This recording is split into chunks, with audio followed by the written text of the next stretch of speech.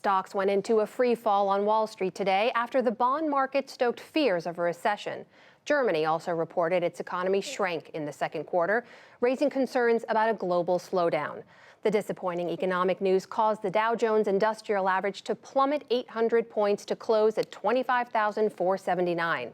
The Nasdaq fell 242 points, and the S&P 500 slipped more than 85. We will take a closer look at the market's volatility later in the program.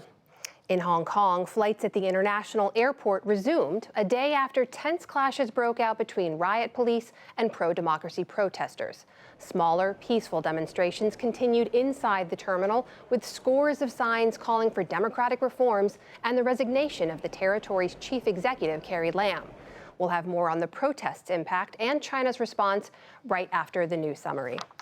Back in this country, more revelations emerged today about the two guards tasked with monitoring accused sex trafficker Jeffrey Epstein's jail cell the night he died by apparent suicide. New reports allege the guards fell asleep during their shift and later falsified records to cover up their failure to check on him every half hour as required. Falsifying log entries can constitute a federal crime. Hundreds of child sex abuse lawsuits were filed in New York today as the state opened a temporary window for adult victims to bring their cases to court. A new state law lifts the statute of limitations, giving alleged victims 1 year beginning today to sue, regardless of how long ago the abuse occurred. More than 1,000 plaintiffs have already joined lawsuits against the Catholic Church, including one who called the opportunity to seek justice historic. It is a moment of redemption for not just for myself, but everybody who has been abused by so many of these people for so long. And it's time now to stop it. It's time right now. This is the only chance we get. And thank God for that chance.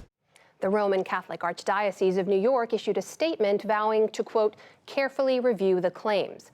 Dozens of lawsuits were also filed against the Boy Scouts of America and other institutions, including Rockefeller University and public schools. At least one woman who claimed she was sexually abused by Jeffrey Epstein also filed suit. Wildfires raged through a protected nature preserve on Greece's second-largest island for a second day. Hundreds of residents have evacuated 4 villages and a monastery in Evia.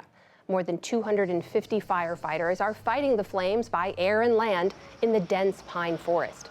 Greece's prime minister commended their work today while inspecting the damage.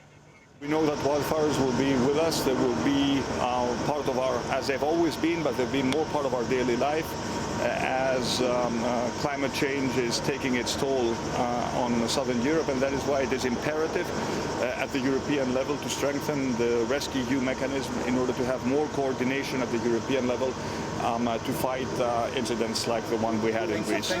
A state of emergency was declared on the island yesterday to free up much-needed resources. In Nepal, meanwhile, a government panel recommended new restrictions for climbing Mount Everest today in response to the deadliest climbing season there in 4 years. The rules mandate climbers have proper training and high-altitude experience and be in good health before scaling the world's highest summit. The government was criticized for allowing too many people to climb the near 30,000-foot mountain after 11 climbers died or went missing this spring. Meanwhile, Facebook is under fire today over new privacy concerns. This time, it's paying outside contractors to transcribe users' audio clips on Facebook Messenger. The company reportedly had human transcribers listen to users' private voice recordings to provide transcription quality control. Facebook also said the audio clips were masked to protect users' identities, and it said it stopped the practice a week ago. And there are reports of violence out of Philadelphia tonight. A police spokesman confirmed several police officers were injured this evening in a North Philadelphia shootout. The shooting occurred in the Nicetown section of the city. Temple University tweeted it has locked down its Health Sciences Center campus. Still to come on the NewsHour, will the pro-democracy protesters in Hong Kong face a violent crackdown from the Chinese government? Wall Street sees significant volatility as fears mount over another recession. A coal plant and a dying neighborhood, the toxic threat of cancerous waste, and much more.